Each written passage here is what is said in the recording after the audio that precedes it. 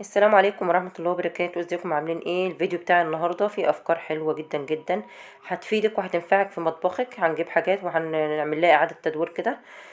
تعالوا بقى نشوف مع بعض الفكرة الاولانية ونشوف هنعمل ايه كده في الافكار بتاعة النهاردة.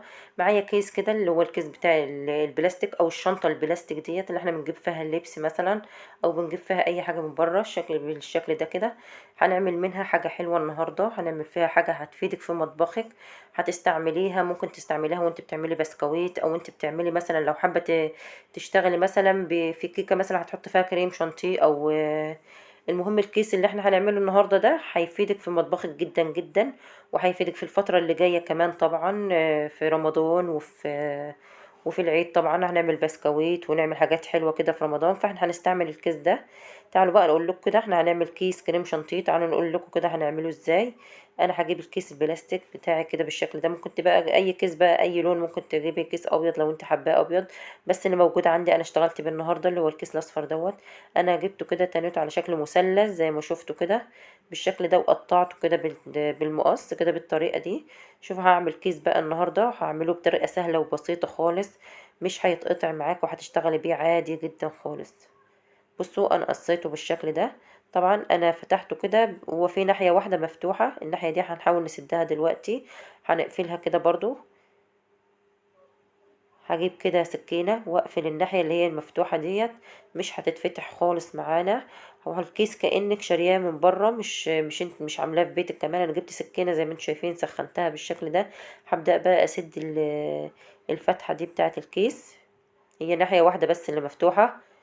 بصوا سدتها كده بالشكل ده. وطبعا الكيس هتشتغلي بيه عادي جدا. مش هيتفتح معاكي خالص. الطريقة دي هتخليهولك زي الكيس الكيس الحلواني اللي بنشتريه من بره. طريقة سهلة وبسيطة وهتنفعك وهتفيدك في مطبخك كتير بصراحة. وفي اكتر الاوقات بصراحة بنحتاج الكيس ده. وكمان غالي الوقت ده، الكيس اللي زي دوت هتلاقيه غالي جدا جدا. بصوا اهو زي ما تكوني شارية من بره. هنجيب قمع بقى ونحطه فيه كده ون ايه ووريهولكوا بقى نشتغل بيه ازاي. ده قمع اهواتي. هحط القمع جوه الكيس عادي خالص، وهنقص بقى اللي هي الحتة دي الزيادة، او هنخرمه بالشكل ده كده. تخرمي بقى وتقطعي كده من قدام على قد القمع اللي انت هتشتغلي بيه، اذا كان القمع رفيع بقى او تخين كده زي ما انت شايفة. بصراحة طريقة سهلة وبسيطة خالص، هتفيدنا كلنا طبعا في المطبخ. دي اول طريقة. تعالوا نشوف الطريقة التانية. لو انت عندك ازازة زيت زي دي طبعا ما ترميهاش لانها هتفيدك برضو في المطبخ. هتستعمليها برضو في الكيس اللي احنا عملناه دوت. ممكن تحطيها كده كقمع برضو في الكيس وتشتغلي بيه برضو مع البسكويت او مع الكريم شانتيه. وينفع حلو جدا قوي مع البسكويت لانه مفتوح كده برضو من جوه. هوريهولكوا دلوقتي. هسويه بس الاول عشان ما يقطعليش الكيس بالشكل ده. ممكن تسيح الحرف بتاعه خالص عشان ايه ما يقطعش الكيس. انا سيحته بصراحة. بصوا شايفين برضو ده زي قمع كده هنشتغل بيه برضو، نحطه جوه الكيس ونشتغل بيه حلو جدا. لو عندك علبة زي دي برضو اللي هي علب الجبنة والحاجات ديت، هنعملها كده برضو زي حاجة نحفظ فيها الحاجات اللي هو الأقماع والحاجات بتاعتنا برضو اللي هي قطعات العجين ديت. هنشيلها كده بدل ما هي مكركبه لنا المطبخ مكركبه، بتبقى مكركبه درج المطبخ بصراحه. فاحنا هنحفظها في العلبه دي كده، وهنشيل العلبه كده على الرخامه.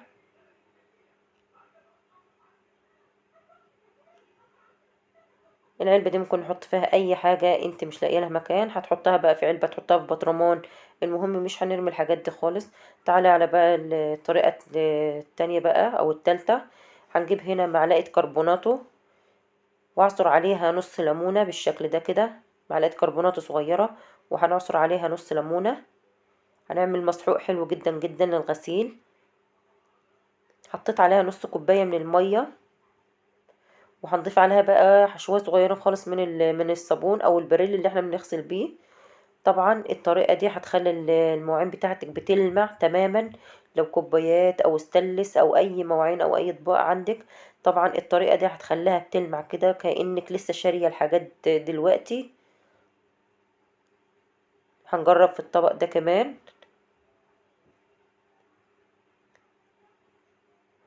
طبعا الكربونات دي مادة فعالة وهتخلي لك المواعين بتاعتك او الاطباق بتاعتك بتلمع. وكمان الليمون حلو جدا جدا كمان، بيدي المواعين لمعة حلوة. طبعا مش هتحتاجي صابون كتير، شايفة ما شاء الله حلوة جدا جدا المسحوق ده.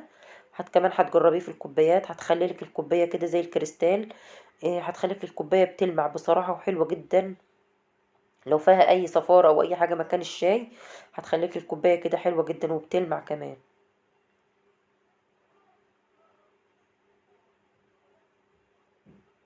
شايفين الكوباية ما شاء الله حلوة جدا جدا.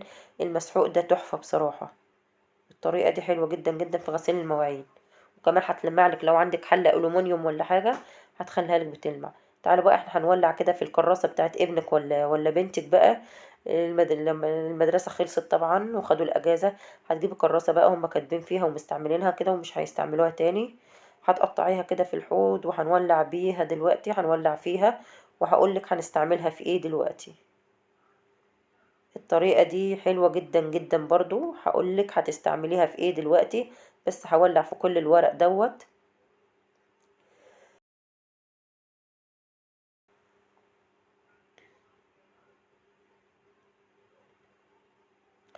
ما تخافيش، الولعة دي مش هتعمل اي حاجة خالص. ولا هتعمل، مش هتبوظ اي حاجة عندك في المطبخ، يعني هتولعي كده في ورق كده. بصوا هشيل الورق اللي هو بس مولعش دواتي. هشيل اي ورقة مولعتش كده معايا. هشيلها ارميها طبعا. هقول لكم بقى هعمل ايه في اللي احنا ولعناه ده. هجيب الليفه كده بتاعه الغسيل او السلك او اي حاجه بتستعمليها. هنغسل بقى الحوض بتاعنا ده، احط فيه بس شويه صابون كده صغيرين خالص. وادعك الحوض بتاعي كده.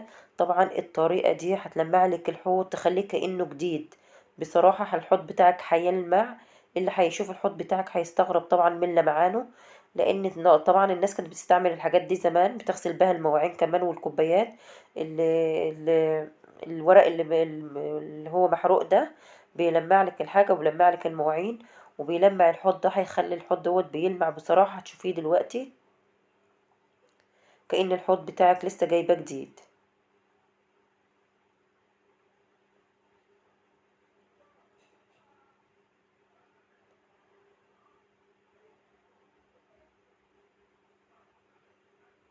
بصوا بقى.